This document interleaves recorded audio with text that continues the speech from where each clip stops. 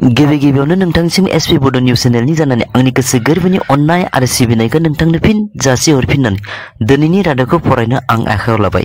आसा खालामो आंनि रादाब फरायनायखौ नोंथाङा जोबजासिम खोनासंजोबगोन। दिनैनि रादाबखौ फरायदों आं मुस्रि फैमाल नार्जारि। समाजारि बिजोङाव हरखाब बिग्राय नार्जारि मुंनि सासे NDFPR नि मोनसे समाव इउजि ब्रह्म थामहिनबा उरखावग्रा ब्रह्मनि जानानै स्टेजआव मिटिं खालामलायनो मोननाय सोद्रोमा बिथाङा बावैसो साननिफ्राय समाजारि बिजोङाव माखासे सोमोनांथाव आरो साननो गोनां बाथ्राफोरखौ बुंबाय थानायखौ जोङो नुनो मोनदों। बिथाङा बावैसो साननि सिगाङाव बिटिआरनि CM प्रमद बर', दिपेन बर', गोविन्द बर' आरो उरखावग्रा ब्रह्म बिथांमोनखौ गोख्रों रावजों सोंखारिनानै गुबैयै UPPL राजखान्थि हान्जानि दैदेनगिरिफोरजों लोगोसे एबसुखौ सोंखारिनानै एसे गोनो गोथो खोख्लैनायखौ जोङो समाजारि बिजोंनि गेजेरजों नुनो मोनदों। लोगोसे बिथाङा एबसुनि नायसं आफाद मुंनि मोनसे आफाद दानायनि सायावबो गोख्रों सोंखारिनायजों लोगोसे अजद लाबोनायखौबो नुनो मोनदों। बिथाङा बेफोर बिथिङाव बिटिआरनि CM प्रमद बर' बिथाङा बुंनाय बिटिआर एग्रिमेन्टआ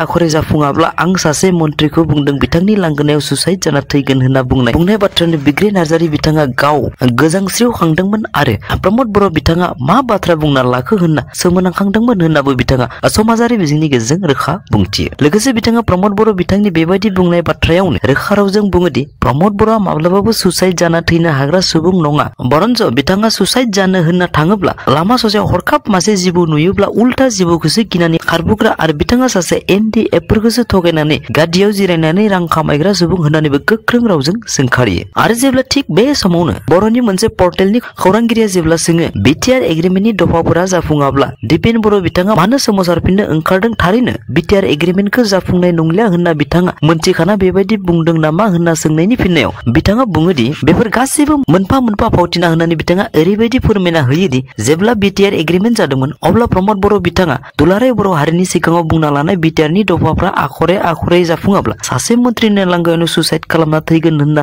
बुंनायनि बाथ्राखौ एरायखिनि थाखायनो आरो बेफोरखौ प्रमद बर' बिथाङा जिहेतु दिपेन बर' बिथांखौ एबसुनि आफादगिरिनि मासियाव दोनदोंमोन बे लेखायनो बिथाङाबो प्रमद बर' बिथांखौ बासायनो थाखाय दावहा होनो बेबायदि सोमावसारगोन होनना प्लेनिं लादोंब्लाबो नाथाय दिनैनि खालाराव बिथांमोननि बे प्लेनिंखौ रायजो राजाफोरजों लोगोसे बे प्लेनिंखौ सासे लावखाराबो मिथिबाय होनना बेफोर जाथाया थारै हारिनि थाखाय जोबोद दुखुनांथाव जाबाय होननानैबो बिथाङा रोखा रावजों फोरमायनायखौ जोङो नुनो मोनो। आरो एबसु आरो UPPLजों जेबो डिफारेन्स गैया, बिथांमोना जयनिं सरकार एबा खुंथाय खालामदों आरो बिटिआरनि CM खौबो सानैजोंनो सालायदों। बिटिआरनि प्रमद बर'आ डिरेक्सन होग्रा आरो दिपेन बर' बिथाङा सेलेक्सन खालामग्रा आरो थांखिफोरखौबो सानैजोंनो लालायबाय थायो होननाबो खौरां बिजोंनि गेजेरजों बिथाङा अजद लाबोयो। बेनि अनगायैबो बिथाङा एबसुफ्रा जिल्लायै जिल्ला गावसोरनि जिल्लानि बिबानगिरिफोरखौ लानानै आरो गाहाय थाखोनि बिबानफोरखौ लानानै जायगा सोलोंथाइ एवारनेसजों लोगोसे नायसं आफाद दानायखौबो मोनसे राजखान्थियारि फाव फान्दायनाय थामहिनबा पलिटिकेल षड्यन्त्र दङ होनना बिथाङा ओरैबायदि बुङोदि जोंहा हारि हिसाबै गोग्लैसोबाय, गथ' गथायफोरखौ मोजां शिक्षा दीक्षा होनांसिगोन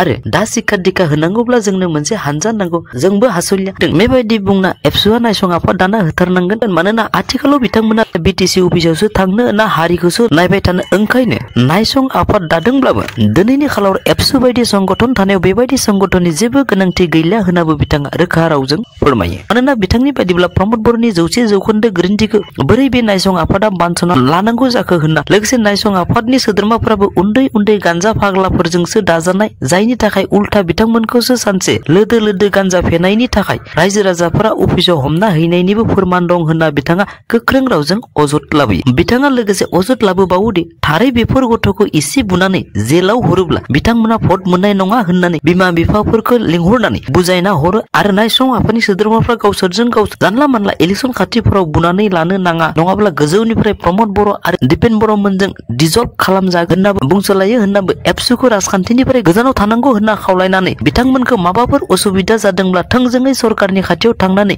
जों सरकारनि हेंथायै थाङाखै, गोसोबायदि नोंथांमोनखौ सरकार दानो होदों, ओंखायनो जोंनो संगठन सालायनो हेफाजाब नांगौ, आनसलिकआव थानायफोरनो गाननाय जोमनायनि थाखाय बबेबा स्किमफोराव बेनिफिसारियाव सोनानै होनांगौ, रावबो गभर्नमेन्टआ होआ होननानै थानो सोर गभर्नमेन्ट बेलाय होननानैबो गोख्रों रावजों सोंखारिनायखौबो जों समाजारि बिजोंनि गेजेरजों नुनो मोनो। लोगोसे बिग्राय नार्जारि बिथाङा प्राय 2006 आरो 2007 मायथाइनिफ्रायनो एबसुखौ BPF-नि हेंथायै गसंथेनानै नैबे साइटआव भट केम्पिंआव हाबनो मोना, नैबेनो बर्डार होननानैबो हेंथा होलायनाय, हाग्रा ओनसोलफोराव BPF-आ लामा खालामनो नागिरबाय दङब्ला बन्द खालामनानै जाहाथे बिथांमोनखौ खामानि मावाखै होनना रायजोफोरनो खिन्थानो हायो बेबायदि खालामदोंमोन होनना बिखा हमनानै गावखौनो सिमान लानायखौबो जोङो समाजारि बिजोंनि गेजेरजों नुनो मोनो। नाथाय बेवहायनो मोनसे मख'थावना बाथ्रा दि सोरबाफोर खायसे जायगाफोराव BPF नि सापर्टार दंब्ला बेखौबो थांनानै बिखौ द्लाम द्लाम बुयोमोन जायनि थाखाय खायसे जायगायाव एसे एनै जौगानांगौमोनब्लाबो रायजो राजाफ्रा आसनिबो बिनो थांनो हाया आरो बिथांमोनाबो फैनानै मावफैनो हायै जानानै डेभेलपमेन्टनि बिथिङाव खायसे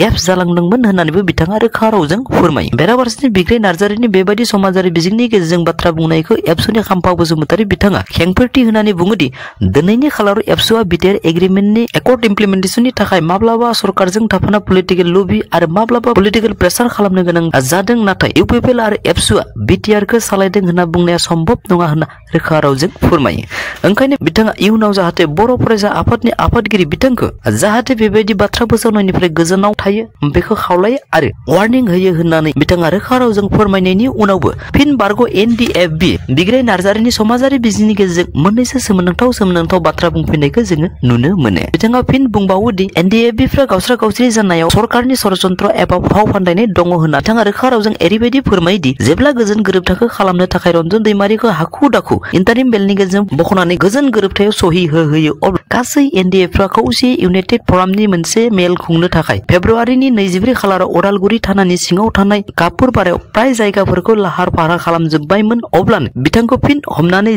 जेलाव सोनानै दोननायनिफ्रायनो NDFBफ्रा बिमा बिफा गैजायै बायदि आलाय सिलाय सेरखाय बेरखाय जायो आरो जायनि थाखाय आरो बेबायदि सेरखाय बेरखाय जानायनि जाहोनावनो बिटिआर इलेक्सनावबो NDFनि भटफ्रा गावस्रा गावस्रि जानानै गावबो BJPआवसो भट होदोंमोन होनना सिमान लानायखौ जोङो बिथांनि खुगानिफ्राय समाजारि बिजोंनि गेजेरजों नुनो मोनो। लोगोसे गावसोरनि हानजाखौ रिहाबिलिटेसनावबो साइड खालामनानै दोननाय बाथ्राखौ फोरमायनाय आरो बिथाङा गाव 9 नभेम्बर खालार खालि जुदिअ बिटिआर सरकार आरो एबसु बिथांमोना जेलाव थानाय NDFफोरखौ उदां खालामनायनि थाखाय खामानि मावबाय थादों होनब्लाबो दिनैसिमबो उकिलफोरनिफ्राय बेफोरनि जेबो मोजां खौरां आवरायाखै होननाबो बिथाङा रोखा खालामनायखौ नुनो मोनो। लोगोसे बिथाङा मुंख्लं नखरफोरा जेब्लासिम एक्स ग्रेसियाखौ मोना अब्लासिम प्रमद बर' बिथांनि फारसे मोजां साननायखौ लानानै फैनो हानाय नङा आरो सम सम बेनि थाखाय खुद्रिसारनाय दिन्थिबाय थागोन होननाबो बिथाङा रोखा रावजों फोरमायो। लोगोसे बिथाङा इउपिपिएलनि लिभारफोरखौ जोबोर रोजा रोजा आरो एखुथा जोबोर हजम खालामनो हाग्रा होननाबो मोनसे गुबुन बिमुंजों मख'नाय नुनो मोनो। बिथाङा मख'नाय बायदिब्ला इउपिपिएलखौ परिवर्तन होना बिथांनि बायदिब्ला इउपिपिएलखौ हजम बर्तन होनासो बुङो होनना गोख्रों रावजों अजद लाबोनायखौ नुनो मोनो। लोगोसे प्रमद बर' बिथाङा माब्लाबाबो रन्जन दैमारिखौ जेलनिफ्राय बख'नो लुबैया होननानैबो समाजारि बिजोंनि गेजेरजों गोसारनायखौ जोङो नुनो मोनो। बेनि अनगायैबो इउपिपिएलआ हादान ओनसोलफोराव हा होदों होनना बुंसोलायदों होनना बुंनायखौ इउपिपिएलआ होआखै होनना गोख्रों रावजों सोंखारिनानै रायजो राजाफोरनि सिगाङाव थांखिनानै फोरमायहरो। बिथाङा हा पाट्टानि फोरमान बिलाइखौ नायनानै प्रमद बर'निबो साखान गैया फेरेंगानिबो गैया आरो गोविन्द लरेन्स आरो इउजियाथ' गैखाया बिथाङा सासे लिडार नङा होननानैबो बिथाङा गोख्रों रावजों अजद लाबोनायखौ जोङो नुनो मोनो। अदेमानि बिथाङा थोंजोङै उरखावग्रा ब्रह्मखौ थांखिनानै जातिखौ बुलाय सुलाय खालामग्रा एबसु NDF खालामग्रा BLT NDF खालामग्रा आरो रन्जन दैमारिखौ बायफर्स खालामनानै जबरदस्त सहि खालामहोनायानो बिथाङानो होनाबो गोख्रों रावजों सोंखारि हरनायखौ जों खौरां बिजोंनि गेजेरजों नुनो मोनो। लोगोसे उरखावग्रा ब्रह्मखौ मन्त्रि जानानै मा आसनि लाबोदों बेसेबां लामा दालां लाबोखो बेंग्रा बर' आइ आफाफोरनो खिन्थाफै होनाबो आरो बिथांखौ थांखिनानै रामफल बिलाव NDFफोरखौ होसो होसो देथारनांगौ होननानैबो बुंग्रा बर'नि गिबि दैदेनगिरि होननाबो बिथाङा गोख्रों अजद लाबोनायखौ जोङो नुनो मोनो। आरो लोगोसे दैज्लां बोथोराव फैनानै खोथिया आखाथाम बानफैब्लानो आबादारि जाया होननानैबो आबादारिफोरनो नांगौ सुबिदाफोरखौ होफैनांगौ होननानैबो इउजि ब्रह्म बिथांनिसिम खावलायहरनायखौ जोङो खौरां बिजोंनि गेजेरजों नुनो मोनो। लोगोसे बिथाङा BPFफ्रा माबा फंसे बाथ्रा बुंब्लानो इउपिपिएलफ्रा खोनासंनो हायै जाना लोगो लोगो रिपर्टार्सफोरखौ लेंहरनानै खौरांगिरि मेल लिंनाय बायदिफोरखौ सोंखारिना बुङोदि नोंथांमोना सरकार सालायदों जेब्ला खोनासंनो हानांगोन जादोंब्ला हजमबो खालामनो हानांगौ होनना रावबो हारसिङै हारिखौ सिबिबोआखै जोंबो हारिखौ खुगायाव गुलि अरनानै हारिनि थाखाय जिउ बाउसोमगोन होनना समायखिरा लानानै सिबिबोदों जेला बेखायनो हारिनि बाथ्रा बुंनो जोंहाबो मोन्थाय दं होनना दुखुयै बिग्राय नार्जारि बिथाङा खौरां बिजोंनि गेजेरजों फोरमायनायखौ जों नुनो मोनो। रादाब खोनासंगिरि नोंथांमोन मोननैसो सोमोनांथाव रादाब थारै सरासनस्रा जों 2000 5000 नङाब्ला 1 लाख बा 2 लाख नङाब्ला 10 लाख रांफोरनि लाल बथलनि बेसेनफोरखौसो सरासनस्रायै खोनानो मोनो होनना आं सानो। नाथाय मुलुगनि बयनिख्रुइबो बेसेन गोसासिन लालनि बेसेनखौ खोनायोब्ला थारै नोंथाङाबो एसे सोमोनांगोन होनना आं सानो। मानोना मुलुगनि बयनिख्रुइ बेसेन गोसासिन लालनि बेसेनखौ मैया AP निउसआ दिन्थिनानै होनाय बायदिब्ला 22 कौटि 7 लाख रां आरो सुलुङाव फोरमायनाय बायदिब्ला बे लालखौ 1926 मायथाइनिफ्रायनो फानबोनाय जादोंमोन होननाबो जनि पल बिथाङा फोरमायो। मैया सासे आइजोनि गोथै देहाखौ सुइटकेसनि सिङाव मुम्बाइनि कुर्ला पुलिस थानानि साखाथियाव थानाय मेट्रो रेलाव मोनदों होनना कुरुला पुलिस थानानि पुलिसफोरा फोरमायो। सुलुङाव फोरमायनाय बादिब्ला आइजोखौ सिनायनो हायाखै, नाथाय मोखांखौ नायनानै हमदांनो हानाय बायदिब्ला बिथांनि बैसोआ 25 निफ्राय 30 बोसोर बैसोनि जागोन होननानैबो सुलुङाव फोरमायो। बेराफारसेथिं बिहाराव छठ पुजाखौ नायनानै फैबाय थानाय समावनो नखरसेनि सानैखौ गावथारो आरो साब्रैखौ जोखोम खालामो होनना सुलुङाव फोरमायो। सुलुङाव लखिसरा ओनसोलनि एसपि बिथाङा फोरमायनाय बादिब्ला गावथारग्रा असित चौधुरी बिथाङा बे नखरनि सासेखौ मोजां मोननानै हाबा खालामनो नागिरदोंमोन, नाथाय बिथांमोननि नखरनि सासेबो बिथांजों हाबा होनो राजि गैयामोन होननाबो सुलुङाव फोरमायो। हरै उत्तर प्रदेशनि गाजियाबादाव गंसे गारियाव साब्रै सुबुङा खिरखिजों पिस्तल दिन्थिनानै गावनाय बायदि उदां राजा लामानि गेजेरजों सालायलांबाय थानायखौ सोरबा सिनाय मोनै सुबुङा भिडिअ खालामनानै समाजारि बिजोङाव हगारनानै होयो आरो बेखौ पुलिसफोरा नुनानै गारिजों लोगोसे साब्रै सुबुंखौबो एरेस्ट खालामबाय होननाबो सुलुङाव फोरमायो। बेजों लोगोसे आंनि दिनैनि रादाबा एसेनोसै। थारै नोंथाङा आंनि रादाबखौ दिनैसो खोनासंफ्लांदोंब्ला अन्नानै दिनैसिमबो साबस्क्राइब खालामाखैब्ला अन्नानै साबस्क्राइब, लाइक आरो शेयार खालामनो थाखाय गुरै आंनि गोसो गोरबोनिफ्राय खावलायहरनाय थाबाय। एसेनोसै, गोजोन्थों।